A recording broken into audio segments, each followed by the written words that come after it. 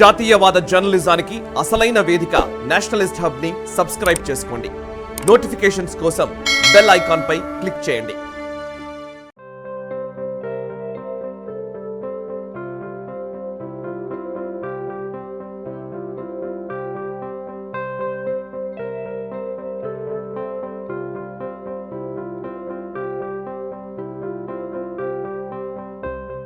మాతృభూమి ఫౌండేషన్ ఆధ్వర్యంలో జరుగుతున్నటువంటి వ్యాస పౌర్ణమిగా చెప్పుకోబడేటటువంటి గురు పౌర్ణిమ కార్యక్రమంలో ఈ సభకు అధ్యక్షత వహిస్తున్నటువంటి మాన్య మిత్రులు రాష్ట్రీయ స్వయం సేవక సంఘ్ ప్రాంత బౌద్ధిక ప్రముఖ అయినటువంటి శ్రీ కూర జయదేవ్ గారు, అట్లానే మన కార్యక్రమానికి పిలవగానే ఈ తెలుగింటి ఆడపడుచు అయినప్పటికీ ఒక 6 నెలల క్రితం జాతీయ మానవ హక్కుల కమిషన్ మెంబర్గా ఇప్పుడు చైర్పర్సన్గా నియమింపబడినటువంటి సోదరి 2 దశాబ్దాలుగా మేమంతా కలిసి పనిచేస్తున్నాం. చాలా పెద్ద పదవిలో ఉన్నారు.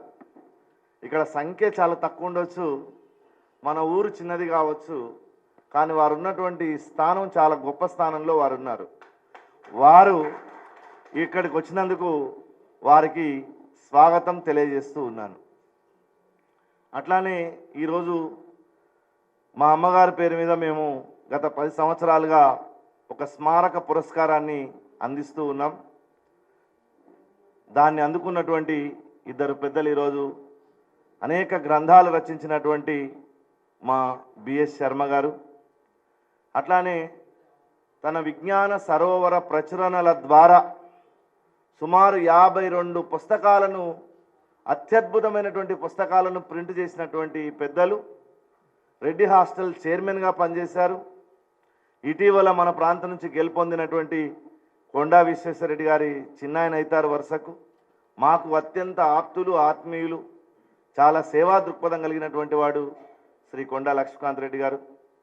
అట్లానే ఈ ప్రాంతంలో మరి ఈ జాతీయవాద రాజకీయ వారసత్వానికి ప్రతినిధులుగా నిలబడ్డటువంటి 2 పెద్దలు మా ప్రహ్లాదరావు గారు, మాధవ్ రెడ్డి గారు వేదిక పైన ఉన్నారు. అట్లానే నేషనలిస్ట్ హబ్ NHTV పేరుతో జాతీయవాద భావజాలాన్ని తెలుగునాట ప్రసారం చేస్తున్నటువంటి ఆత్మీయ మిత్రులు, మాకు అత్యంత ఆప్తులైనటువంటి సాయికృష్ణ గారు, అట్లానే మా రామకృష్ణ గారు, ఇతర పెద్దలు, పాత్రికేయ మిత్రులు, చాలామంది గురువులు ఉన్నారు ఇక్కడ, కొంతమంది శిష్యులు కూడా ఉన్నారు, గ్రామ పెద్దలు ఉన్నారు, మహిళా మూర్తులు ఉన్నారు. అట్లనే మన ప్రాంతానికి చెందినటువంటి రాష్ట్రీయ సేవికా సమితిలో చాలా ఒకప్పుడు కీలకంగా పనిచేసినటువంటి ప్రభావతమ్మ గారు, బొంపల్లి గ్రామానికి చెందినటువంటి ప్రభావతమ్మ గారు కూడా మన మధ్య ఉన్నారు. 85 ఏళ్ల వయసులో వారు ఇక్కడికి వచ్చారు. మిత్రులారా, ఇప్పటిదాకా అందరూ గురువు గొప్పతనం, గురువు అంటే ఇట్లా, గురువు అంటే అట్లుండాలా, మన సంస్కృతి ఇట్లా ఉండాలి. అసలు ఆ సంస్కృతి ఏంటి? ఇప్పటిదాకా కేవలం వాళ్ళు డోర్ తెరిచిపెట్టిరు అంతే, లోపలికి రమ్మని పిలిచిండ్రు మనని అంతే. లోపల పోయిన తర్వాత ఏం చేయాలని తెలియాలి కదా. ప్రతి చోట మనం ఏం చేస్తున్నాం అంటే కాంపౌండ్ వాల్ చుట్టే తిరుగుతున్నాం. గర్భగుడిలో ఏముందో మనకు తెలియదు. ప్రతి వాళ్ళ మీద గొప్పదంటాం, ఏది గొప్పదో మనకు తెలియదు, ఇది ఎందుకు గొప్పదో తెలియదు, దీంట్లో ఉండేటటువంటి ఏ విషయాలు తెలియవు. అందరిలాగా నేనైతే, మీ అందరు తెలుసు, చాలామంది నా ఉపన్యాసాలు విన్నటువంటి వాళ్ళు ఉన్నారు ఇక్కడ. అందరిలాగా నేను సంతూర్ సబ్బు, పియర్స్ సబ్బు పెట్టి ఉతికేటోని కాను. నేను సర్ఫ్ ఎక్సెల్ వేస్తా. ఈ సర్ఫ్ ఎక్సెల్ వేస్తేనే కానీ మనలో ఉన్నటువంటి జాడ్యం వదలదు చాలాసార్లు. ఇది నేను బలంగా నమ్మేటటువంటిది. ఎందుకంటే మేము గురువుల దగ్గరికి ఇంటర్ ఫస్ట్ ఇయర్లో మొదటిసారి నేను గురువు దగ్గరికి వెళ్ళాను. ఇలాంటి గురు పౌర్ణిమ కార్యక్రమంలోనే నేను మొట్టమొదటిసారిగా ఆశ్రమంలోకి ప్రవేశించాం. మేము ఆ గురు పౌర్ణిమ కార్యక్రమంలోనే ఇలాంటి వాళ్ళందరినీ ఒక 200-300 మందిని అక్కడ చూసిన తర్వాత నాకు ప్రేరణ కలిగింది. నేను ఒక ఆధ్యాత్మికమైనటువంటి మార్గంలో ఎందుకు ఉండకూడదు అనేటటువంటి భావం కలిగింది. ఆ మార్గంలోనే 28 సంవత్సరాలు సుమారు కావస్తుంది. ఈ రోజు వరకు గురువు ఏ నియమం చెప్పాడో ఆ నియమం ప్రకారం జీవిస్తున్నాం. ఇది మొట్టమొదటి విషయం. చాలామంది ఈ గురు పౌర్ణిమ అనగానే ఇటీవల కాలంలో దేవాలయాలకు పరిగెత్తడం, లేదా అక్కడ వచ్చి ప్రదక్షిణ చేయడం, లేదా ఇంకో చోట భజనలో పాల్గొనడం ఇలాంటివి చేస్తూ ఉన్నాం. అయితే ఈరోజు ఇక్కడ ప్రధానమైనటువంటి 2 విషయాలు ఉన్నాయి. ఎందుకు మనం అందరం సమావేశమయ్యామనే విషయాలు. మొట్టమొదటిది అజ్ఞాన తిమిరాంధస్య జ్ఞానాంజన శలాకయ. నీ అజ్ఞానాన్ని పోగొట్టి నీకు జ్ఞానం అనేటటువంటి చక్షువునిచ్చేటటువంటి మూర్తి ఎవరంటే ఆయన గురువు. అది అందరికీ గురువులు ఉంటారు. ఆ గురువులు ఎలాంటి గురువులు ఉంటారు అంటే కొందరు అంటారు ఈ ప్రపంచమే నాకు గురువు అంటారు. ఆయన ప్రపంచం నుంచి ఏం నేర్చుకోడు, ఈయనకు ప్రపంచానికి ఏం నేర్పడు. కొందరు అంటారు నాకు ఆకాశమే గురువు అంటాడు. ఆకాశం ఈయనకు నేర్పిందా తెలియదు, ఈయన ఆకాశానికి నేర్పిందా తెలియదు. ఇవన్నీ వేదాంతం మాట్లాడాల్సిన చోట వీరత్వం మాట్లాడడం, వీరత్వం మాట్లాడాల్సిన చోట వేదాంతం మాట్లాడడం. ఉదాహరణకు శత్రువు ఒకడు ఒక దేవాలయాన్ని కూలగొడుతున్నాడు అనుకోండి. అక్కడ ఏమంటారంటే ఇలాంటి వాళ్ళంతా చరిత్రలో చాలామంది నాశనం అయిపోయారు, మనం మామూలుగా వెళ్ళిపోదాం పదండి అంటారు. వీరత్వం ప్రదర్శించాల్సినటువంటి చోట వైరాగ్యం మాట్లాడతారు. ఇట్లాంటి గురుస్థానంలో కూర్చొని వేదాంతం వినేటప్పుడు అంటారు ఒట్టి భక్తి ఉంటే సరిపోతుందా మనుషులకు, దేశభక్తి ఉండాలంటాడు ఆయన. ఈయన అది చేయడు ఇది చేయడు. మన యొక్క మానసిక స్థితిలో ఏంటంటే ఎప్పుడు కూడా లేనటువంటి దాన్ని ఒకటి మన మనసులో పెట్టుకొని ఎప్పుడు మనం జీవిస్తూ ఉంటాం. మన దేశము ప్రధానంగా ఆధ్యాత్మికత అనేటటువంటి ఒక వాదాన్ని, ఈ దేశం ఆధ్యాత్మికత వాదం కూడా కాదు, తత్వం, ఆధ్యాత్మిక తత్వాన్ని ఈ దేశంలో ప్రతి హృదయంలో నింపడానికి ఈ దేశంలో గొప్ప మార్గం వేసినటువంటి మహనీయుడు ఒక ఆయన ఉన్నాడు. 5000 సంవత్సరాల క్రితం ఆయన పేరు వేద వ్యాస భగవానుడు. ఆయన సాక్షాత్తు శ్రీమన్నారాయణుని యొక్క అవతారంగా చెప్తారు. సదాశివ సమారంభం, సదాశివుడి యొక్క అవతారంగా చెప్తారు. అహం వ్యాసో అన్నాడు కృష్ణుడు భగవద్గీతలో. నేను వ్యాసుని యొక్క స్వరూపాన్ని అన్నాడు. కృష్ణద్వైపాయనుడు ఆయన. కృష్ణద్వీపం నుంచి జన్మించాడు. కృష్ణద్వీపం అంటే నల్లని చీకట్లకి వెళ్ళి పుట్టుకొని వచ్చిండు పరాశర మహర్షికి, మత్స్యగంధికి. నల్లని చీకట్లలోంచి పుట్టుకొని వచ్చి ఈ దేశానికి ఆధ్యాత్మిక పరిజ్ఞానం ద్వారా వెలుగులు పంచినటువంటి మహనీయుడు వ్యాస మహర్షి. ఆ వ్యాస మహర్షి పుట్టినటువంటి రోజే ఆషాఢ పౌర్ణమి గురు పౌర్ణమిగా జరుపుకుంటాం. ఎందుకోసం జరుపుకోవాలి? వేదం వేదం వేదం అంటే అక్కడ బయట ఉంచిన చతుర్వేద సంహిత పెట్టాము ఈరోజు పూజలో. వేదం అంటే మనం ఒక పుస్తకం అనుకోకూడదు. వేదం అంటే ఋషులు దర్శించినటువంటి దర్శన శాస్త్రం, పరమాత్మ యొక్క అవగాహనను వాళ్ళు చేసుకున్నటువంటి శాస్త్రాన్ని వేదం అని పిలిచారు. మనం విత్ అంటే జ్ఞానం. అట్లాంటి జ్ఞాన రాశి ఈ దేశంలో కుప్పలు కుప్పలుగా ఉన్నది. ఆ కుప్పలు కుప్పలుగా ఉన్నటువంటి జ్ఞాన రాశిని ఒక సిస్టమేటిక్ సిలబస్ చేయడానికి మొట్టమొదట ప్రయత్నించినటువంటి మహనీయుడు ఎవరంటే వేదవ్యాస మహర్షి. ఆయన ఏం చేశాడంటే ఈ వేదాన్ని రుక్కులను ఋగ్వేదంగా, సామములను సామవేదంగా, యాజ్ఞికమైనటువంటి విషయాలను యజుర్వేదంగా, మంత్రశాస్త్రాన్ని ఆయుర్వేదాన్ని అధర్వణ వేదంగా స్పష్టమైనటువంటి విభజన చేశాడు. విభజన చేసి తన దగ్గర ఉన్నటువంటి 4 శిష్యుడు వైశంపాయనుడు, పైలుడు, జైమిని, సుమంతుడు అనేటటువంటి 4 శిష్యుల ద్వారా ఈ ప్రపంచానికి అందించేటందుకు వేద విజ్ఞానాన్ని మొత్తం వాళ్ళకి అప్పచెప్పాడు. గురువు నుంచి శిష్యుడు అందుకునేటటువంటి ఒక వేద పరంపరను ఆనాడి నుంచే వ్యాస మహర్షి ప్రారంభం చేశాడు. కాబట్టి వ్యాస మహర్షి జయంతి జరుపుకుంటున్నాం. ఆయన వేద విభజన చేశాడు కాబట్టి ఆయన పేరు వ్యాసుడు. వ్యాసం అంటే విభజన చేసేదని అర్థం. మ్యాథమెటిక్స్లో కూడా చెప్తారు ఈ మాట. వేదాన్ని విభజన చేశాడు. రెండో పని ఆయన ఏం చేశాడంటే 5,30,000 చిల్లర శ్లోకాలతోటి 18 పురాణాలు అందించాడు. మనం 5 లక్షల పైచిలకు శ్లోకాలు, తక్కువ కాదండి, మామూలు విషయం కాదు. ఇవాళ రేపట్లో ఒక 100 పేజీల పుస్తకం రాసిన వాడు నేను పెద్ద కవిని అంటాడు. 5 లక్షల పైచిలకు శ్లోకాలతోటి 18 పురాణాలను అందించాడు ఆయన. 1,00,000 శ్లోకాలతోటి మహాభారతాన్ని, 18,000 శ్లోకాలతోటి భాగవతాన్ని, భారతంలో భాగమైనటువంటి 701 శ్లోకాల యొక్క భగవద్గీతను, మనం అందరం పారాయణ చేసే భగవద్గీతను కూడా వ్యాస భగవానుడే అందించాడు. తర్వాత మళ్ళీ వీటన్నిటి యొక్క సారాంశాన్ని బ్రహ్మసూత్రాలు అనేటటువంటి పేర బ్రహ్మసూత్రాలు అందించాడు. అనేక ఆధ్యాత్మికమైనటువంటి వాటికి భాష్యాలు రాశాడు. రాసి ఈ దేశంలో జ్ఞాన రాశిని మొత్తం మనకు కావలసినటువంటి సిలబస్ను మనకు అందించిపోయాడు. కాబట్టి అప్పటి నుండి వేదవ్యాస మహర్షి యొక్క జన్మదినాన్ని మొత్తం గురు సాంప్రదాయం వాళ్ళు, మా గురువు వేరే మీ గురువు వేరే అనేది లేదు ఇక్కడ రూలు. గురువు అంటే రక్త మాంసాలు ఉన్నటువంటి శరీరంతో కూడినటువంటి వాడు కాదు, గుర్తుపెట్టుకోండి. అందరికీ చెప్తున్నా ఇక్కడ ఉన్న వాళ్ళకు, నా గురువు మాత్రమే గొప్పవాడు, ఈయన మాత్రమే ఈ ఫోటోలో ఉన్నవాడు మాత్రమే గొప్పవాడు అని ఎప్పుడు అనుకోవద్దు. గురువు అంటే భావం.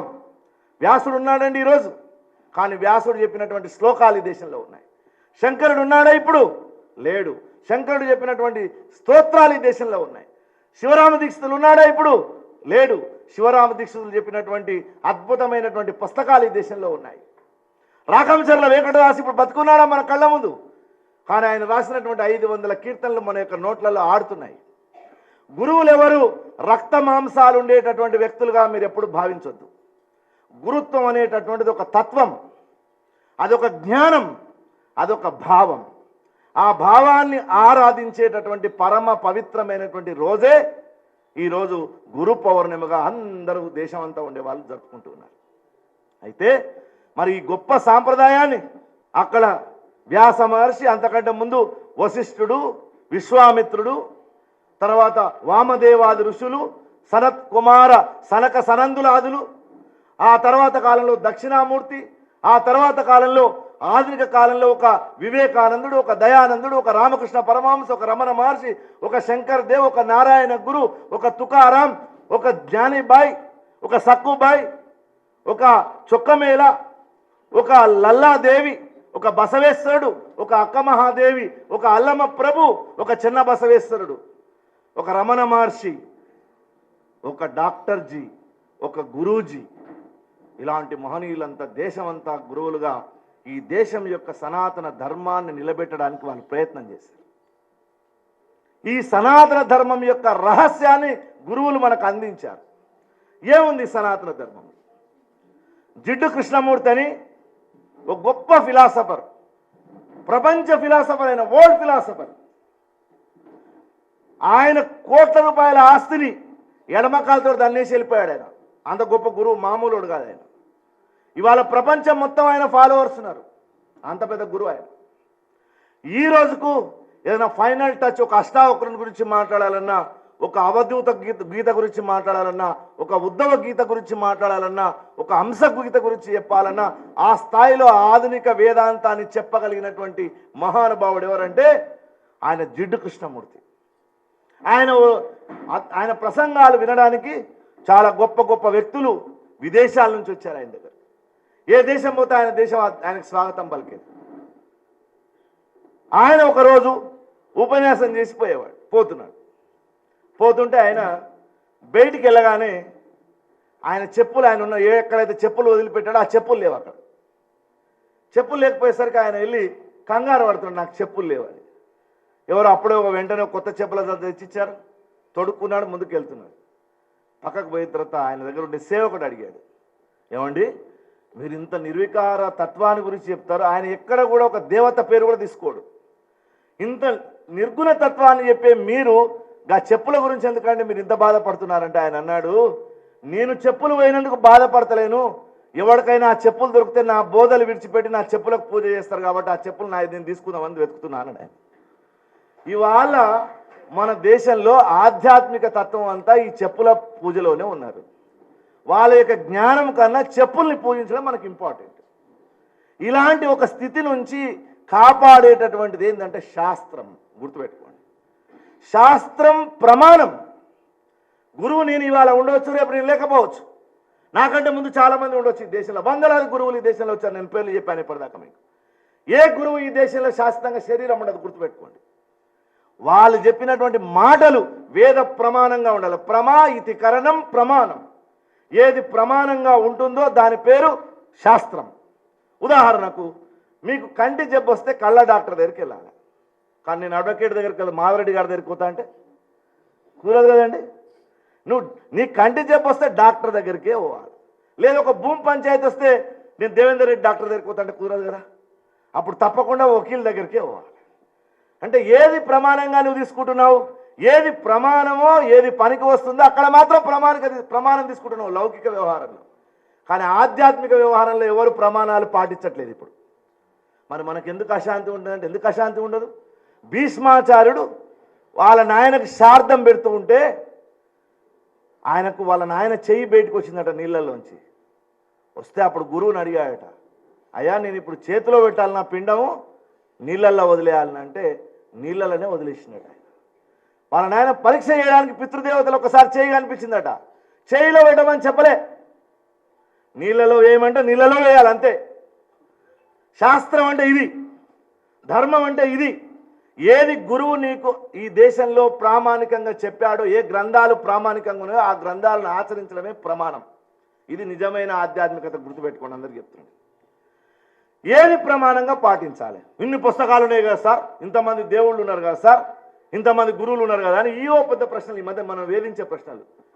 గురువులు ఎంతమంది ఉన్నా పర్లేదు, ఇందాక నేను చెప్పిన మాట చెప్తున్నా, గురుత్వం ఒక్కటే. పశువులు ఎన్ని రంగులన్నా ఉండొచ్చు, అవి ఇచ్చేటటువంటి పాలు ఒక్కటే. పూలు ఎన్ని రంగులైనా ఉండవచ్చు, దాంతో జరిగేటటువంటి పూజ ఒక్కటే. గురువులు ఎంతమంది ఉన్నా వాళ్ళు ఇచ్చినటువంటి తత్వచింతన జ్ఞానం ఒక్కటే. ఇది గుర్తించాలి. ఇది ఎప్పుడైతే మనం గుర్తిస్తామో మనకి సమస్యలు రావు. రాకుండా మనం ఏం చేస్తున్నామంటే, ఎంత తెలివిగలం అంటే, అసలు మొత్తం మన శాస్త్రంలో మన వాళ్ళు ఏం చెప్పారు, నువ్వెవరో తెలుసుకోమన్నారు. కోహం తత్వం కుత ఆయాత, నువ్వెవ్వరు, నేనెవ్వరు, మనం ఎక్కడి నుంచి వచ్చాం, ఎక్కడికి పోతాం. ఈ ప్రశ్న ప్రపంచములో ఏ దేశములో ఏ గురువు ఏ ఆధ్యాత్మిక గ్రంథం చెప్పలే. భగవద్గీత అనేది ఎప్పుడైనా గుర్తుపెట్టుకోండి, అది కేవలం హిందువులకు సంబంధించినటువంటి గ్రంథము కాదు, కేవలం భారతీయులకు సంబంధించిన గ్రంథం కాదు. చెప్తున్నా నేను ఈ మాట.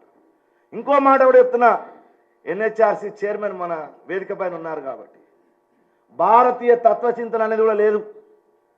అందరికీ చెప్తున్నా, భారతీయ తత్వచింతన అంటే ఏందో తెలిసిన, యావత్ విశ్వ తత్వచింతన ఈ దేశంలో ఉంది, ప్రపంచానికి మొత్తం పనికొస్తుంది. అది కేవలం భారతీయులది కాదు. భగవద్గీత తీయండి, ఎక్కడైనా హిందూ అనే పదం ఉందేమో చూడండి మీరు.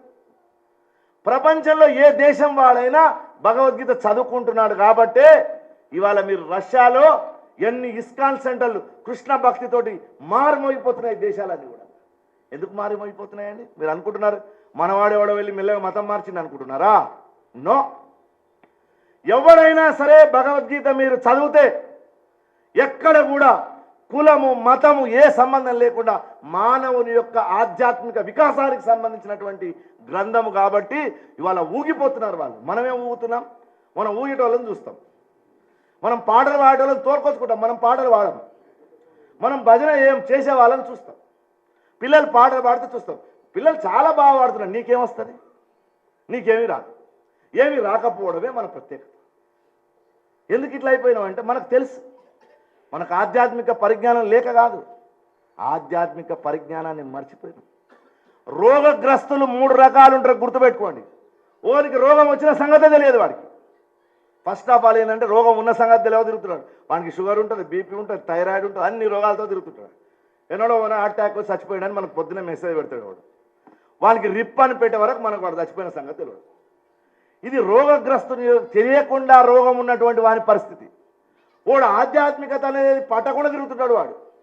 ఈ ప్రపంచము, ఇక్కడ పోవడము, అక్కడ పోవడము. ఈ మధ్యలో ఒక ఆయన టీవీలో తిరుమల క్షేత్రము చాలా అద్భుతమైన అనగానే 7వ తారీఖు మొత్తం రైళ్ళన్నీ ఎక్కింది. వాళ్ళు ఎందుకు ఎక్కిరో వాళ్ళకే తెలియదు. తిక్కోడు తిరుపతి పోతే బస్ ఎక్కడికే దేనికి సరిపోయిందని సామెతతోటి. అంటే తిరుపతి పోవద్దని కాదు నా ఉద్దేశం, నువ్వు పోయేదాని యొక్క సారాంశం నీకు తెలియాలి. అరుణాచలం పోవాలని చెప్పి ప్రచారం జరగగానే అందరూ అరుణాచలం పోయి తిరిగి వస్తున్నారు. ఎందుకు ప్రదక్షిణ చేస్తున్నావు తెలియదు. ఎంత గొప్పవాడా ఆడ కూర్చున్న మహానుభావుడు గోచి పాతతోటి ప్రపంచాన్ని తన కాళ్ళ దగ్గరికి రప్పించుకున్నాడు. గుర్తుపెట్టుకోండి, Paul Brunton the secret search in India, భారతదేశ ఆధ్యాత్మిక రహస్య అన్వేషణ అనే పేరుతోటి పుస్తకాన్ని రాసినటువంటి పాల్ బ్రెంటన్ మొత్తం భారతదేశంలో ఉండే 50 మందికి పైగా గురువుల దగ్గరికి తిరిగి తిరిగి తిరిగి చివరికి వాడికి శాంతి దొరకక కంచి పరమాచార్య దగ్గరికి వెళ్ళాడు. సార్ వాట్ ఈజ్ ధ్యాన, ధ్యానం అంటే ఏందో చెప్పండి అన్నాడు. అంటే ఆయన అన్నాడు, ధ్యానం అంటే నేను కూడా చెప్పలేను, చెప్పగలిగినటువంటి వాడు కాదు, ధ్యానాన్ని ఆత్మను అనుభవించినటువంటి ఒక స్వరూపం ఉంది, ఆయన స్వయంగా అద్వైత మూర్తి, ఆయన దగ్గరికి వెళ్ళమన్నాడు. ఆయన పేరే రమణ మహర్షి. పాల్బ్రెంటను పంపించింది పరమాచార్య. వాడు ప్రపంచమంతా రమణ మహర్షి గురించి చెప్పాడు. రాష్ట్రపతులు వచ్చారు ఆయన దగ్గరికి, రాష్ట్రపతి వస్తుడుగా లేచిన వాళ్ళే. ఆయన ఎంత విచిత్రం చూడండి. మన దృష్టి అంతా ఎప్పుడు ఏముంటుందంటే బయటికి సంబంధించిన రకరకాలైనటువంటి హంగుల మీద ఉంటుంది, గుర్తుపెట్టుకోండి. ఆ హంగులు లేకపోతే మన హృదయం నచ్చదు. అందుకే అందరం ఏం చేస్తారంటే ప్రతి వాడి ఖాళీ ఉన్న మనసును ఏదో ఒక పనిలో జొరగొడుతుంటాడు. ఏదో పనిని ఎంగేజ్ చేసుకుంటారు. ఆఖరికి వాడు కాలనీ ప్రెసిడెంట్ అవుతాడు. అది కూడా లేకపోతే రిటైర్డ్ ఉద్యోగుల సంఘం అధ్యక్షుడు అవుతాడు. అది కూడా లేకపోతే అపార్ట్మెంట్కి అధ్యక్షుడు అవుతాడు. ఇది కూడా వానికి ఇయ్యలేదనుకో, అపార్ట్మెంట్లు ఇవ్వడనా ఓ వాట్సాప్ గ్రూప్ పెడతాడు. ఆ వాట్సాప్ గ్రూప్ పెట్టి చుట్టాలన్నదని దాన్ని చేరుస్తాడు. చేర్చి 24 hours వాచ్మెన్ లాగా చూస్తుంటాడు. అది ఎవరండి ఎక్కువ మెసేజ్లు పెట్టకండి, అనవసరమైన మెసేజ్లు ఇందులో పెట్టకూడదు, ఇదో పెద్ద పని ఆయనకు. నీ మనస్సు ఖాళీ ఉన్న మనసును దేంతో దాంతో ఎంగేజ్ చేస్తావు. ఎందుకు ఎంగేజ్ చేస్తావు అంటే నీకు సరైన లక్ష్యం లేదు, సరైన ఆధ్యాత్మిక లక్ష్యం లేదు.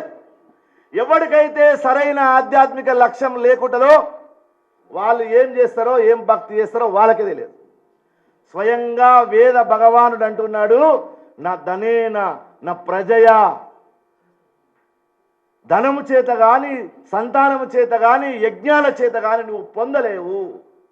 దీన్ని పొందదగినటువంటి మాట అద్భుతమైనది ఒకటి ఉంది, త్యాగే నైక అమృతత్వ మానుషే, నీ త్యాగము ద్వారా మాత్రమే నీవు అమృత పురుషుడు అవుతావని వేద భగవానుడు చెప్తున్నాడు. చెప్పినప్పుడు మనం వినాలి కదండి. ఆడెవరో రోడ్డు మీద నువ్వు హైదరాబాద్ నుంచి వస్తుంటే బోర్డు పెట్టారు, ఈ ఊరికి దారి మళ్లించబడింది, ఇటు పోవద్దు అని పెడితే లేదు సుతం ఏమైతే పోతాను పోతావా? భగవానుడే స్వయంగా చెప్తున్నాడు, అయ్యా ఇది కాదు. ఏంది మరి మనకున్నటువంటి ఫిలాసఫీ ఏంటి? నువ్వెవరు? నేను పెంటాయ గుప్తాను. పెంటాయ గుప్తా అంటే నువ్వు పుట్టిన వెంబడి పెట్టలేదు కదా, కడపలోకి వెళ్ళి పెంటాయ గుప్తాను రాలే కదా. మరి నువ్వెవరు? నేను బీజేపీ జిల్లా ఉపాధ్యక్షుడిని. మరి బీజేపీ జిల్లా ఉపాధ్యక్షుడు అయితే నువ్వు వేదిక మీద కూర్చున్నంతసేపు ఉపాధ్యక్షుడు, ఇంటికి పోయినాక వాళ్ళ కొడుకు ఏమంటాడు, బిడ్డన కొడుకు ఏమంటుంది, నువ్వు వాళ్ళ మా ఇంట్లో లేవు కదా డాడీ ఉపాధ్యక్షుడు, నువ్వు వాళ్ళ వేదిక మీద ఉన్నంతసేపే కదా అంటాడు. మరి అప్పుడు నువ్వెవరు? పోనీ పండుకున్నప్పుడు ఎవరు? ఆయన వదిలిపెడదాం నన్ను అనుకోండి, ఆయన ఆధ్యాత్మికవేత్త, నేను ఆధ్యాత్మికవేత్త అంటే ఎక్కడ ఆధ్యాత్మికవేత్తను? ఇవ్వ మీతో మాట్లాడుతున్నంత సేపు ఆధ్యాత్మికవేత్త, దిగిపోయినాక రాత్రి పూట నేను నిద్రపోయినా మీరు నిద్రపోయినా అందరికి వచ్చేది గురకనే కదా. అప్పుడు ఆధ్యాత్మికత అని బయటకు వస్తుందా? రాదు కదా. నాకైనా నీకైనా వచ్చేది అదే కదా. మరి నేను ఎవరినో తెలుసుకునేటటువంటి పని చేయించడమే రియల్ ఆధ్యాత్మికత. గుర్తుపెట్టు. హూ యామ్ ఐ, నీ లోపలికి నువ్వు ప్రవేశింపజేసేటటువంటి ఒక అద్భుతమైనటువంటి శక్తి ఈ దేశంలో ఆధ్యాత్మిక గ్రంథాల ద్వారా మనకు అందుతుంది. ఇప్పటిదాకా మనం మాట్లాడే భౌతికమైనటువంటిది. భారతదేశం విశ్వగురువులో కావడానికి మూలం ఏంటి? గర్భగుడి ఉంటే కాంపౌండ్ వాల్ ఉంటుంది, గుర్తుపెట్టుకోండి. గర్భగుడి లేకపోతే కాంపౌండ్ వాల్. గర్భగుడి ఏమిటంటే నీవు ఆత్మజ్ఞానాన్ని పొందడం ఆధ్యాత్మికత. ఆ ఆత్మజ్ఞానాన్ని పొందడానికి నువ్వు స్తోత్రమా, పూజనా, నువ్వు ఏం పని చేస్తావో చెయ్యి. నువ్వు భజన చేస్తావా, స్తోత్రం చేస్తావా, పారాయణ చేస్తావా, యజ్ఞం చేస్తావా, ఏది చేసినా అది పొందాలి. అది పొందడం కోసం ఉపాయం చేశారు మన వాళ్ళు. అది ఎప్పుడు గుర్తించాం మనం. అన్నీ మనకు సంసారం ఎంత నిండి ఉన్నదంటే గొంతు వరకు నిండి ఉన్నది. ఒక రాజకీయ నాయకుడు చచ్చిపోయి యమలోకంలో తీసుకుపోతున్నాడు. ఆయన అడిగినట, నాకు ఒక్కసారి నా ప్రొసెషన్లో ఎవరెవరు పాల్గొన్నారో చూడాలని ఉందా అన్నాడు. నా శివయాత్రలో ఎవరెవరు ఉన్నారో చూడాలంటే వాళ్ళన్నట్టు యమలోకం రూల్స్ ఒప్పుకోవు సార్, చూడడానికి లేదు అట్లా అంటే వాళ్ళు ఇంటలేడంట. ఎంత చెప్పినా వాళ్ళనంటే ఒక్కటే నిమిషం నీకు అవకాశం అని చూసుకో అని చెప్పి ఒక్క నిమిషం కిందికి చూసినాడు. మొన్న ఎలక్షన్లో 2019 ఎలక్షన్లో 2024 ఎలక్షన్లో వానికి వ్యతిరేకంగా నిలబడోడుగా తిరుగుతున్నాడు, నడుస్తున్నాడు. ఆ లైన్ ఎంత పెద్ద ఉందంటే 8 కిలోమీటర్లు ఉందంట. అది వాడు అనుకున్నాడంట, అడ్డెడ్డే నా మీద ఎంతమందికి ఎంత ప్రేమ ఉంది, ఈ సంగతి తెలిస్తే 6 ఏళ్ల ముందే చచ్చిపోతుంది కదా అన్నాడంట. వాడికి అక్కడ పోయినాక కూడా ఈ దేహ భ్రాంతి పోవట్లేదు. ఈ దేహ భ్రాంతి ఎవరికైతే పోదో వాళ్ళకి ఆధ్యాత్మిక రాదు. గుర్తుపెట్టుకో. ఆధ్యాత్మికత అర్థం కావాలన్నా, నువ్వు చావచ్చినా నువ్వు స్వీకరించాలన్నా నీ మరణాన్ని నీవు ఆనందంగా అనుభవించాలన్నా, నీ జీవితాన్ని నీవు ఆనందంగా అనుభవించాలన్నా, నీ రుచి నీకు మొత్తం తెలియాలన్నా నీ లోపల రియల్ ఆధ్యాత్మికత ఉండాలి. రియల్ ఆధ్యాత్మికత అంటే గురువు దగ్గర సరైనటువంటి విధంగా అధ్యయనం చేయాలి, అనుష్ఠానం చేయాలి. ఈ రెండు గుర్తుపెట్టుకోండి. మరి ఆ గురువు ఎట్లా ఉండాలా? ఒక ఆయన అంటాడు, నాకెవరు గురువు లేదు, ప్రపంచం అంతా గురువే అంటాడు. ప్రపంచం అంతా నీకెందుకు గురువు అవుతుంది? అలెగ్జాండర్కే ప్రపంచం మాట వినలేదు. అలెగ్జాండర్ మన దేశం మీద దాడి చేసినని మనం అంటాం కదా. మరి అలెగ్జాండర్ వాడిని ఎవరమంతా ఓటుకొని కదా ఇంత దూరం వచ్చింది. వాడు ఎక్కడి అలెగ్జాండర్? గ్రీకు దేశం ఎక్కడుంది? వాడు ఎక్కడ భారతదేశానికి వచ్చాడు? వాడు వయస్సు అంతా అయిపోయింది. ఇప్పటిలాకేం ఫ్లైట్లు ఉన్నాయా ఢిల్లీ నుంచో అమెరికా నుంచో వెంటనే 2 రోజులు దిగడానికి? వాడు గ్రీకు దేశంలో పుట్టి అక్కడి నుంచి వాడి ప్రయాణం ఇక్కడికి మొదలయ్యేసరికి వాడి జీవితం మొత్తం సర్వనాశనం అయిపోయింది. అసలు వాడొస్తేనే ఈ ప్రపంచం వినలేదు. నీకేం ప్రపంచం గురువు అవుతుందా? నీకు గురువు కావాలంటే ఆ గురువు దగ్గర 2 ప్రధానమైన లక్షణాలు ఉండాలి. గుర్తుపెట్టుకోండి, అందరికి చెప్తున్నాను. యువర్ గురు ఈ షుడ్ లైవ్ అండ్ కాంపిటెంట్. నాకు 300 సంవత్సరాల క్రితం గురువు ఉన్నాడు. ఆయన నాకు అన్ని కళ్ళలో చెప్తుంటాడు. ఆయన కళ్ళలో చెప్తే ఈయన కళ్ళలో మర్చిపోతాడు. జరిగేది అదే. తర్వాత నాకు రామకృష్ణ పరమహంసలాగా మా ఊరికి ఒక ఆయన వచ్చాడు. నేను వెళ్ళి వివేకానందులాగా నేర్చుకున్నా అంటాడు. నువ్వు రామకృష్ణ, ఆయన వచ్చినవాడు రామకృష్ణ పరమహంస కాదు, నువ్వు వివేకానందులో కావు. మొట్టమొదటి గుర్తుపెట్టుకో. గురువు లైవ్ అండ్ కాంపిటెంట్ అనే 2 మాటలు వాడుతున్నా. మీకు బాగా గుర్తుపెట్టుకోవాలి ఈ పదాలన్నీ. గురువు ఎప్పుడు సజీవుడై ఉండాలి. సజీవుడు అంటే రక్త మాంసాలని చెప్పలేదు. ఆయన యొక్క బోధ ఎప్పుడు నీ యొక్క మెదడులో తిరుగుతుండాలి. కాంపిటెంట్ అంటే ఏంది? సామర్థ్యం ఉండాలి. గురువుకు నీకు చెప్పగలిగిన సామర్థ్యం ఉండాలి. నువ్వు వెళ్ళి ప్రశ్న వేస్తే చెప్పాలా, నేనెవరు, నువ్వెవరు? అసలు మనం పుట్టక ముందు అంటే 1977 ఆగస్టు 14 తారీఖు కంటే ముందు నేను ఏడున్నా, రేపు చచ్చిపోయిన తర్వాత నేను ఏడుకుపోతా, దీన్ని చెప్పగలగాలి. శిష్యుడు ఆడ కడప దాడుతుంటే లోపల వాడి మనసులో ఏముందో చెప్పగలిగినటువంటి సామర్థ్యం గురువు దగ్గర ఉండాలి. రమణ మహర్షికి సంబంధించిన ఒక ఉదాహరణ చెప్పి ముగిస్తాను మీకు. రమణ మహర్షి దగ్గర ఒక ఆయన తిరువన్నామలై స్వామి అని 27 సంవత్సరాలు ఆయన దగ్గర శిష్యుడిగా ఉన్నాడు. 27 సంవత్సరాలు. రమణ మహర్షి ఏ పని చెప్తే ఆ పని చేశాడు, ఏం చెప్తే చేశాడు. ఆయన అంత భక్తుడు. 24 గంటలు ఆయన పక్కనే ఉన్నాడు. 24 గంటలు అయిన తర్వాత, 24 గంటలు ఉన్న తర్వాత ఎంత గురుభక్తుడు ఆయన అంటే, ఆశ్రమానికి ఒక జడ్జి వచ్చాడు ఒకరోజు, డిస్ట్రిక్ట్ జడ్జి. ఈ స్వామివారు గురువు అయినటువంటి రమణ మహర్షి చెప్పాడు నాకు, ఈ గోడ కట్టు అన్నాడు. ఇక్కడ నుంచి అక్కడికి గోడ కట్టు అన్నాడు. ఈయన ఏదో గోడ ఉప్పర పని చేస్తున్నాడు శిష్యుడు. చేస్తుంటే ఆ జడ్జి అనే వాళ్ళకు ప్రోటోకాల్ మంచి వ్యవహారం ఉంటుంది కదా. లోపల రాగానే ఆయన కొద్దిగా నేను ఏదో చెప్పాలని ఉంటుంది కదా, చెప్పడానికి పోయేటప్పుడు అన్నాడు, ఎవడా ఇక్కడ గోడ కట్టమన్నది అన్నాడు. ఆయన పండరాల కొడతాను జడ్జిను. ఈ మేనేజర్ అన్నాడు, ఏం మాట్లాడుతున్నావు, జడ్జిని పండరాల కొడతాడు. ఏమనలేదు, మౌనంగా ఉన్నాడు. జడ్జి వెళ్ళిపోయింది కోపంతో. బయటికి లోపల పిలిచినాక ఆ మేనేజర్ కోప్పడ్డాడు. ఏమైనా నీకు ఏమైనా బుద్ధి ఉందా, వచ్చినవాడు జడ్జు వాన్ పండరాల కొడతా అంటావేంది ఆయన అంటే, ఆయన ఏమన్నాడు, ఎవడా నీకు చెప్పినోడు అన్నాడు.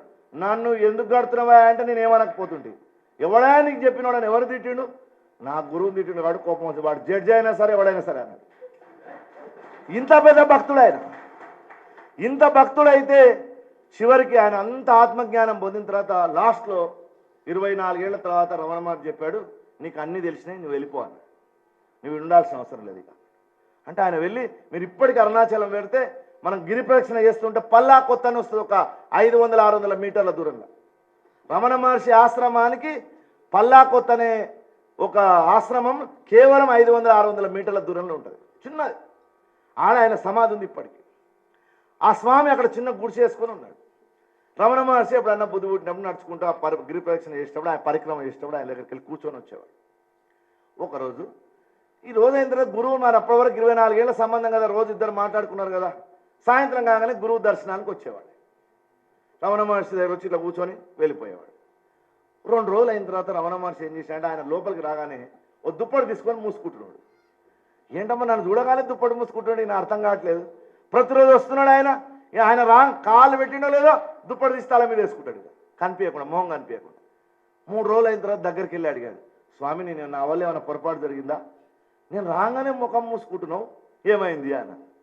మరి పిచ్చోడా, నీకు 24 సంవత్సరాలు ఇంత జ్ఞానం ఉందనుకున్నా, ఈ రక్తమాంసాలను చూడడానికి నువ్వు మళ్ళీ అక్కడి నుంచి ఇక్కడ వస్తున్నావా?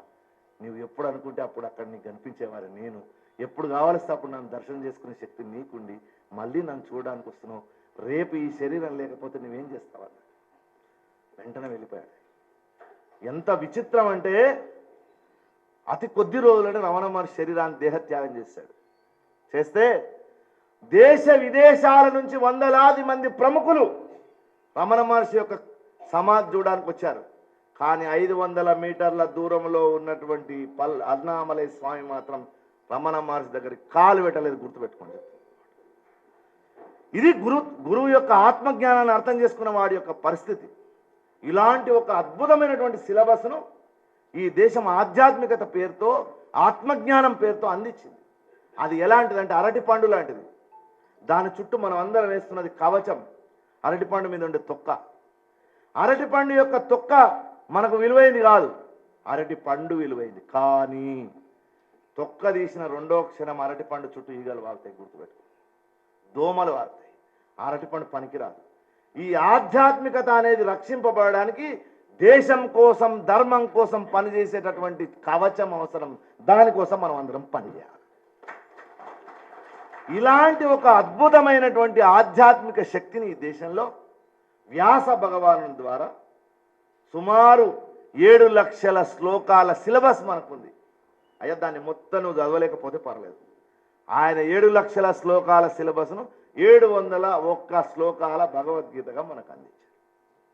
701 శ్లోకాల భగవద్గీతలో మొట్టమొదటి శ్లోకం చెప్పండి, ఎవరి పేరుతో ఉంది?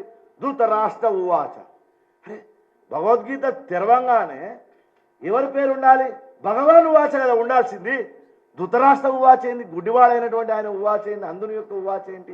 అది అందుడు కావచ్చు, కానీ ఆయన ధృతరాష్ట్రుడు అంటే పక్కవాని యొక్క రాజ్యం నాకు కావాలనుకునేటోడు. అలాంటి ధర్మక్షేత్రే కురుక్షేత్రే సమవేత యుత్సవ మామక పాండవచ్చైవ కిమ కుర్వత సంజయ. మరి ఈ శ్లోకంతో ఎందుకండి భగవద్గీత ప్రారంభమైంది? ఎందుకు ప్రారంభమైందంటే, ఓ ప్రపంచ ప్రజలారా, కృష్ణుడు చెప్తున్నాడు, ఓ ప్రపంచ ప్రజలారా. వ్యాసుడు చెప్తున్నాడు, ఓ ప్రపంచ ప్రజలారా, ప్రపంచమంతా అంధకారంలో ఉంది. ఇతరుల యొక్క సొమ్మును క్యాప్చర్ చేసుకోవాలని చూస్తూ ఉంది. దాని నుంచి నెక్స్ట్ అడుగు వేయండి, ధర్మాన్ని మీరు పట్టుకోండి, అప్పుడు మీకు భగవానుడు దొరుకుతాడని మొట్టమొదటి శ్లోకంలో వ్యాస భగవానుడు ధృతరాష్ట్రుని పెట్టాడు. మరి ఈ గురు వ్యవస్థ, ఇంత గొప్ప గురువుల వ్యవస్థ ఈ దేశంలో ఉన్నప్పుడు ఎందుకు విధ్వంసం? ఎందుకు విధ్వంసం? అక్కడ ధర్మం ఉండనిస్తలేరు, ధర్మ రక్షణ చేయనిస్తలేరు, యజ్ఞాలు చేయనిస్తలేరు, ఏ రకమైనటువంటి జ్ఞానం అందనిస్తలేరు. అప్పుడు విశ్వామిత్ర మహర్షి అనేటటువంటి ఒక శాస్త్రవేత్త గురువు అయోధ్య నగరానికి వచ్చాడు. దశరథుని మొట్టమొదట మాట అడిగాడు, ఏమయ్యా ఇట్లా దండకారణ్యంలో ఆపరేషన్ కోబ్రా జరుగుతుంది, కొద్దిగా నీ పిల్లల్ని పంపి. అంతకుముందు అన్నాడు ఆయన, రాగానే కాళ్ళు కడగానే గురువుని చూడగానే నీకు ఏం కావాలనో చెప్పిస్తా అన్నాడు దశరథుడు. ఏం కావాలంటే అది ఇస్తావా? ఏం కావాలంటే తన్ మన్ ధన్. గురువులకు ఏమేమి ఇవ్వాలని చెప్తారు ఎవడైనా? తనువు, మనస్సు, ధనము ఉన్న కాడికి ఇవ్వాలంటారు. ఈ 3 ఇచ్చేస్తా స్వామి అన్నాడు. సరే ఆ 3 నాకు వద్ద అవసరం లేదు, కానీ నీ 2 కొడుకులను జర పంపించాలి. ఈ మాట ఆ ఒక్కటి మాత్రం అడగకు. దశరథుడు అన్నాడు, అది మాత్రం అడగకు, నేనే స్వయంగా వస్తా, పదండి మా మిలిటరీ అంతా తీసుకొని వస్తా, మా దగ్గర ఆటం బాంబులను వేసుకొని వస్తాను, వాళ్ళ సంగతి చూద్దామని. నీవేం చేస్తావా ముసలోడు? 30,000 సంవత్సరాల నుంచి పరిపాలన చేస్తున్నావు, నీ పని అయిపోయింది, నీవేం యుద్ధం చేయగలుగుతావు? నువ్వు కాదు రావాల్సింది, వాళ్ళని పంపండి. దశరథుడు బాధపడిపోతుంది, లేక పుట్టిన సంతానం. పక్కన వశిష్ఠ మహర్షి ఉన్నాడు, బ్రహ్మర్షి, వేదర్షి. ఆయన అన్నాడు, దశరథ నువ్వు బాధపడమాకు. విశ్వామిత్రుడు అంటే సామాన్యుడు అనుకుంటున్నావా? సృష్టికి ప్రతి సృష్టి చేసినటువంటి వాడు, బ్రహ్మత్వాన్ని పొందడానికి గొప్ప గొప్ప తపస్సు చేసినటువంటి వాడు. ఆయన వెంబడి పంపించడానికి భయపడుతున్నావా? నీ పిల్లల్ని పంపించు అన్నాడు. అంటే అప్పుడు ఒప్పుకున్నాడు ఆయన పంపించడానికి. వెళ్ళారా యజ్ఞం అంతా మీకు తెలుసు. అక్కడి వరకు గురు వ్యవస్థ బాగానే ఉంది. గురు వ్యవస్థ ఎక్కడ చెడిపోయిందంటే, భారతంలోకి వచ్చేసరికి గురు వ్యవస్థ కొంచెం ధ్వంసమైంది. ద్రోణాచార్యుడు ఒక గురుకులంలో అగ్నివేశం దగ్గర చదువుకుంటున్నాడు. ఆయనతో పాటు ద్రుపదుడు అని ఒక రాజపుత్రుడు, పాంచాలంటే ఇప్పుడు పంజాబ్ దేశానికి చెందినటువంటి ద్రౌపది వాళ్ళ నాన్న కూడా ఆయనతో పాటు చదువుకున్నాడు. మనం అందరం ద్రోణాచార్యుని నిందిస్తూ ఉంటాం, ఈయన ఏకలవ్యుని వేలు తీసుకున్నాడు, ఎందుకు తీసుకున్నాడు, చాలా తప్పు కదా అని అంటుంటారు దేశం. కానీ ఎందుకు జరిగిందంటే దాని పరిణామం అందరికి తెలియాలా. ఇద్దరు కలిసి చదువుకుంటుంటే ఈ రాజకుమారుడు రాజకీయ నాయకుడు కదా, ఆయన చేతిలో చేయేసి అన్నాడు, నువ్వు నా వలె రాజ్య సుఖంబులు అనుభవించవచ్చు అన్నాడు. హాస్టల్లో ఉన్నప్పుడు అన్నాడు ప్రామిస్ చేసి, నేను రేపు పొద్దుగాల పంజాబ్ దేశానికి రాజును కాబోతున్నాను, నీవు కూడా నాలాకనే రాజ్య సుఖాన్ని అనుభవించదని ప్రామిస్ చేశాడు. ఒట్టికి కాదు, ఇక నమ్మాడు అమాయకుడు విపురుడు. సరే అనుకున్నాడు. అనుకున్న తర్వాత ఆయన రాజు అయిపోయాడు. అక్కడ యువరాజు పట్టాభిషేకం జరిగింది. ఈయనకు పెళ్ళి అయింది. కృపాచార్యుని చెల్లెలు కృపిని పెళ్లి చేసుకున్నాడు. అశ్వత్థామ పుట్టాడు. పుట్టిన తర్వాత ఇంట్లో పాలు లేవండి, తాగడానికి హార్లిక్స్లు బోర్నమిటలు ఫైరెక్స్లు దాపుకోవడానికి పాలు లేవు. పిల్లవాడు అంటున్నాడు, నాకు పాలు కావాలి నాన్న, నాకు పాలు కావాలి, అమ్మ నాకు పాలు కావాలి. వాళ్ళు పాలకు కూడా డబ్బులు లేకుండా ఉన్నారు. అంటే గురువు ఎంత నిష్ఠతో ఉన్నాడో గుర్తుపెట్టుకోండి. ఎక్కడ కూడా లంచం తీసుకోవడం కానీ తన యొక్క వ్యక్తిత్వాన్ని కోల్పోవడం కానీ అప్పటి వరకు గురువు చేయలేదు. ఎప్పుడైతే పిల్లవాడు సంసార బాధ అంతా డేంజర్ అండి సంసారంలో. అందుకే రాజకీయ నాయకుడు కాకముందు వరకు ఆయన బాగుంటాడు, అయినాక ఈ పదవిలోకి వచ్చినాక మనం మాటినాడు. కారణం ఇదే, సంసార బాధనే. అక్కడ కూడా పిల్లవాడంటే ఓ రోజు ఇంట్లో మూతికి తెల్లగా పిండి లాంటిది పాల లాంటిది అంటించుకొని వస్తున్నాయట. నేను పాలు తాగాను అంటుంటే ఈ తండ్రి అంట లోపలికి వచ్చి భార్యను అడిగాయంట, మన ఇంట్లో పాలే లేవు, వాడికి పాలు ఎట్లా తాపినావు, ఇప్పటిలాగా పాల ప్యాకెట్ లేవు కదా, మరి గిడ్ లైఫ్లు లేవు కదా, అప్పుడు పాల ప్యాకెట్ ఎక్కడిది అని అన్నాడు. అంటే లేదండి, పక్క పిల్లలంతా పాలు తాగుతుంటే పిల్లవాడు పాలు పాలని అంటుంటే నేను కొంచెం పిండిలో నీళ్లు పోసి పిల్లగానికి ఇచ్చాను అన్నాడు. ఆయన కళ్ళలోకి వెళ్ళి నీళ్ళు కారిపోతున్నాయి. నేను దాని యావత్ దేశంలో నా అంత గొప్ప ధనుర్విద్య ఆచార్యుడు లేడు. అగ్నివేశం దగ్గర అనేక అస్త్రశస్త్రాలను నేను పొందాను. పరశురాముడి దగ్గర తపస్సు చేసి అనేక గొప్ప పాశుపతాస్త్రాల మంచి మంచి అస్త్రాల యొక్క ఉపదేశం పొందినటువంటి వాడిని. నాకు ఇంట్లో నా పిల్లవానికి పాలు దాపుకోవడానికి డబ్బు లేకపోవడం ఏంటి అని బాధ కలిగి ఏం చేయాలని ఆలోచిస్తుంటే భార్య అన్నది, మీ స్నేహితుడు ఒక ఆయన పంజాబ్ దేశానికి యువరాజు అన్నావు కదా, ఒక్కసారి ఆయన దగ్గర పోదాం పరా అని భార్య బిడ్డల్ని వెంబడి పెట్టుకొని పోయాడు. అప్పటి వరకు పరిచయం బ్రహ్మాండంగా ఉన్నటువంటి వాడు అనుకున్న సందర్భంలో ఆయనకు లోపలికి ఎంట్రీ దొరకలేదు. చాలా కష్టపడి గేట్ దాటి లోపలికి పోయాడు. ఆయన సింహాసనం మీద కూర్చొని ఒక్కసారి పైకి కిందికి చూసి అన్నాడు, ఓహో నువ్వు నా ఫ్రెండ్వా. అప్పుడేమని ప్రామిస్ చేశాడు వాడు, ఆడిన నొక్కయాట నడయాడ గడంగిన ఒక్క బాట మాటాడిన ఒక్క మాట నిశలందు పరుండిన ఒక్క చోట నీ జాడ నా జాడ ఒడళ్ళు వేరైన సంతతమాత్మలు వేరుగాక. నీవు ఆడుకున్నా పాడుకున్నా ఏ మాట చేసినా మన ఇద్దరు ఒకటే అన్నాడు. నేను శరీరాలు వేరే కానీ మన ఇద్దరి మనసు ఒకటే. చింతామణిలో చెప్పిన పద్యం ఇక్కడ ఉదాహరణ చెప్తున్నాడు. మరి ఇట్లాంటి వాడి ఇంకో పెద్ద ప్రామిస్ ఏం చేశాడు, నీవును నా వల్ల రాజ్యభోగంబులు అనుభవించవచ్చు, నాలాకొచ్చి నువ్వు సీట్లో కూర్చోవచ్చు అన్నాడు కదా. ఇప్పుడు అంటున్నాడు వాడు, ధనపతితో దరిద్రునకు, ధనవంతునితో దరిద్రునికి, వరూతితో నవరూతికి, యవ్వనంలో ఉన్నటువంటి స్త్రీకి నపుంసకుడితోటి, వీరునితోటి భీరునికి, పండితుడైనటువంటి వానితోటి మూర్ఖునికి, ఇవి ఎప్పుడు కుదరవు స్నేహము, నువ్వు నాకు స్నేహితుడు అంటే గెట్ అవుట్ బయటకు అన్నాడు. ఈ మాట ఆయన హృదయాన్ని మొత్తం కాల్చేసింది. దారిద్ర్యము కన్నా ఎక్కువ బాధ కలిగింది ఆయనకు. కలిగి ఆయన వెంటనే చాలా బాధపడుతూ వస్తూ ఉంటే భీష్మాచార్యుడు ఆయన పిల్లలు 105 మంది మొత్తం కౌరవ పాండవులు ఆడుకుంటున్నారు. బంగారు బాలు ఒకటి వెళ్ళి బావిలో పడ్డది. పిల్లలు ఆడుకుంటుంటే, బావి అంటే నూతి పడితే ఆ బాలు రాక పిల్లలంతా దాని చుట్టూ తిరుగుతున్నారట, కౌరవ పాండవులు చిన్న చిన్న పిల్లలు. ఈయన అటు నుంచి వస్తున్నాడు. ఏమైంది నాన్న అన్నాడు. ఈ బాలు ఇందులో పడిపోయింది సార్, మాకు తీయడానికి వస్తలేదు అన్నాడు. ఈయన ధనుర్విద్య ఆచార్యుడు కాబట్టి, అస్త్రశస్త్ర నిపుణుడు కాబట్టి బాణానికి బాణం వేసి ఆ బాలను పైకి తీసినట్టు. తీయగానే పిల్లలకు భలే సంతోషం వేసిందట. ఎట్లాంటి గురువు దొరికాడబ్బా మాకు అని. వెంటనే వాళ్ళ తాతగారికి చెప్తే, నిన్ను మా స్కూల్లో అపాయింట్ చేస్తున్నావు, వీళ్ళకి చదువు చెప్పమన్నాడు ఆయన. అయితే ఆయన జీవితంలో లక్ష్యం ఒకటే, నన్ను అవమానించినటువంటి ఆ ద్రుపదుని యొక్క సంగతి చూడాలని అనుకున్నాడు. అంతే. అందుకోసం ఆయన కౌరవ సభలో కౌరవుల యొక్క కొలువులో జీతం కుదిరాడు. ద్రౌపది వస్త్రాభరణం జరుగుతూ ఉంటే ఆమె సుప్రీంకోర్టు అడ్వకేట్ లాగా ప్రశ్నించింది అందరినీ, ఏమయ్యా ఇంత పెద్ద గడ్డాలు పెట్టుకొని ఉన్నారు, ఒక ఆడదానికి అవమానం జరుగుతుంటే ఒక్కడు మాట్లాడేంది, ఇన్ని శాస్త్రాలు తెలిసినటువంటి వాడు, భీష్మాచార్యుడు 6 తరాలను చూసినటువంటి వాడు, ఇంతమంది ఉండి ఒక్కరొక్క మాట మాట్లాడతలేరు ఏంది అని అంటే అప్పుడు ద్రోణాచార్యుడు ఒక్కడే స్పందించాడు. గుర్తుపెట్టుకోండి, ఇది భారతంలో ఉన్నటువంటి మాట చెప్తున్నా మీకు. అందులో ఉన్న వాళ్ళంతా మౌనం కూర్చున్నారు భీష్మంతో సహా. ఒక టీచర్ తట్టుకోలేడు, గురువు ఎప్పుడు తట్టుకోడు ఇట్లాంటి దృశ్యాలు. ఆయన హృదయం కమిలిపోయింది. వెంటనే లేచి వాకౌట్ చేయడానికి పోయినాడు.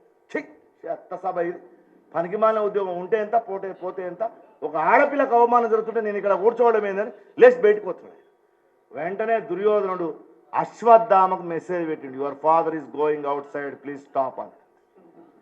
మీ నాన్న మెల్లగా బయటకు వస్తున్నావు ఆపేయాలి అక్కడనే.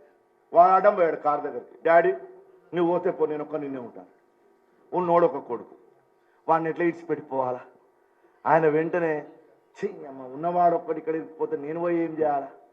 సంసార వ్యామోహం గురువుకు ప్రారంభమైంది. అక్కడ సంసార వ్యామోహం, ధన వ్యామోహం, పదవి వ్యామోహం, కొడుకుకు పదవి ఇప్పియాలన్న వ్యామోహం భారతీయ ధర్మాన్ని ధ్వంసం చేసింది. గుర్తుపెట్టుకోండి.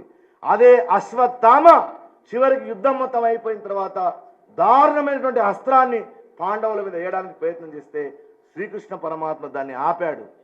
దాని యొక్క ప్రభావంతో అప్పటికి పుట్టినటువంటి ఉత్తరుడు మనకి పరీక్షిత్ మహారాజు ఆ ప్రభావంతో పుట్టిండు. ఆయన కూడా కలియుగంలో ఆ కలిదేవతలో చచ్చిపోయిన పెద్ద కథ. గురువు ఎప్పుడైతే సమాజంలో దిగజారుతాడో ఆ సమాజం యొక్క ఆధ్యాత్మికత ఉండదు. గుర్తుపెట్టుకోండి. ఆ గురువు ఆధ్యాత్మిక లక్షణం కలిగి ఉండాలి, అనుష్ఠానం కలిగి ఉండాలి, రోజు అనుష్ఠానం ఉండాలి గురువుకు. గురువులు ఎంతమంది? సూచక గురువు, వాచక గురువు, నిహిత గురువు, నిషిద్ధ గురువు, విహిత గురువు, కారణ గురువు, పరమ గురువు, మహాగురువు, ఇన్ని రకాల గురువులు ఉన్నారు. అందరూ అంటుంటారు మాకు చిన్నప్పుడు పలానా ఫిజిక్స్ చెప్పిన ఆయన గురువుగా. నో, ఆయన ఓన్లీ సూచక గురువు అంతే. కారు కారు గురులు కాకురింతము చెప్ప, శాస్త్ర పాఠంబులు చదివి చెప్ప. వేమని అంటున్నాడు, ఎవరయ్యా గురువు ఎవడు అంటే కారు కారు గురులు కాకురింతము చెప్ప. శాస్త్ర పాఠాలు చెప్పేవాడు గురువు కాదు. ఎవరు గురువు? ముక్తి మార్గము చూపు మూర్తియే గురువయ్య. ఎవడు ముక్తిని తెలియజేస్తాడో ఆయనని గురువు అన్నాడు. అందుకే చివరిగా ఒక మాట చెప్తున్నా, అందరూ ఈ భారతీయ సంప్రదాయం అని మాట్లాడుతున్నారు. మీ అందరికి విజ్ఞప్తి చేస్తున్నా, ప్రతిరోజు తప్పకుండా దేవుని యొక్క స్మరణ ఇంట్లో ఉండాలి. ప్రతి ఇంట్లో మేము పలానా కులం వాళ్ళము, మా ఇంట్లో కుదరదు అని ఎవరు అనొద్దండి. ఎవరింట్లో అయితే పరమాత్మ యొక్క స్మరణ ఉంటుందో ఆ ఇంట్లో దుఃఖం ఉండదు. ఎందుకు ఉండదు? వేమన చెప్పినటువంటి మాట మీకు చెప్తున్నాను, మీరంతా విన్న పద్యమే. తల్లిదండ్రి మీద దయలేని పుత్రుడు పుట్టనేమి వాడు గిట్టనేమి, పుట్టలోని చెదలు పుట్టవా గిట్టవా విశ్వదాభిరామ వినరవేమ అంటారు. అరే వేమన లాంటి వాడు. ఈ పద్యం మన అందరూ తెలుసు. ఏమనుకుంటాం? ఈ పద్యంలో ఏముంది అర్థం అనుకుంటాం అందరం? తల్లిదండ్రి మీద దయలేనోడు, తల్లి మీద తండ్రి మీద దయలేనివాడు, వాడు పుడితే ఎంత సస్తే ఎంత, పుట్టలోని చెదలు పుట్టవా గిట్టవా, పుట్టలో వచ్చే చెదలు పుట్టవా చచ్చిపోవా పోవా అని అంటున్నాడు వేమన. వేమన ఇలా అంటాడండి. 5000 పద్యాలు రాసి ఆధ్యాత్మిక జ్ఞానాన్ని తల నిండా ఎక్కించుకున్నటువంటి మహనీయుడు వేమనకి ఇట్లాంటి అర్థం చెప్తాడా? కేవలం చెప్పడు. దాని అర్థం చూడండి. తల్లిదండ్రి మీద దయలేని పుత్రుడు. తల్లి అంటే ప్రకృతి, తండ్రి అంటే పరమేశ్వరుడు, పరమాత్మ. ఆయన మీద దయలేనటువంటి పుత్రుడు ఎవడైతే ఈ ప్రకృతిని పరమాత్మను పూజించడో ప్రేమించడో, పుట్టనేమి వాడు గిట్టలేమి, వాడు పుట్టినా ఒకటే చచ్చినా ఒకటే. పునరపి జననం పునరపి మరణం పునరపి జఠరే శయనం. వాడు మళ్ళీ తల్లి కడుపులోకి రావాలా, మళ్ళీ బయటికి. పుట్టలోని చెదలు పుట్టవా గిట్టవా. అలాంటి వాళ్ళు ఈ సృష్టిలో ఎన్ని జీవులు ఉన్నాయి. చీమ సాగు గురించి చూడని ఆలోచిస్తున్నాయండి. ఎర్రచీమ చచ్చిపోయింది, మన మీద వాలింది, ఇట్లా అంటాడు అంతే. వాడు కనీసం దాని ఏం పేరు, దాన్ని ఏ ఊరు, దాని కొడుకులు ఎంతమంది, బిడ్డలు ఎంతమంది, ఆధార్ కార్డు ఉందని కూడా అడుగుతాడా? చేయి ఇట్లా అంటాడు అంత. చచ్చిపోయిన సంగతి కూడా తెలియదు. నీవు కూడా భగవంతుని ఏ ప్రకృతి అయితే నిన్ను కాపాడుతుందో, ఏ పరమేశ్వరులు అయితే నేను ఈ భూమి మీదకి తెచ్చాడో వాళ్ళను పూజించినటువంటి వాడు పుట్టినా ఒకటే చచ్చినా ఒకటే అంటున్నాడు. అలా తల్లిదండ్రుల మీద దయ ఉన్నటువంటి వాడు, ఈ ప్రకృతి మీద పరమాత్మ మీద ప్రేమ ఉన్నటువంటి వాడు. నమే భక్త ప్రణశ్యతి, my devotee is not fall. నా భక్తుడు చెడిపోడు గాక చెడిపోడు.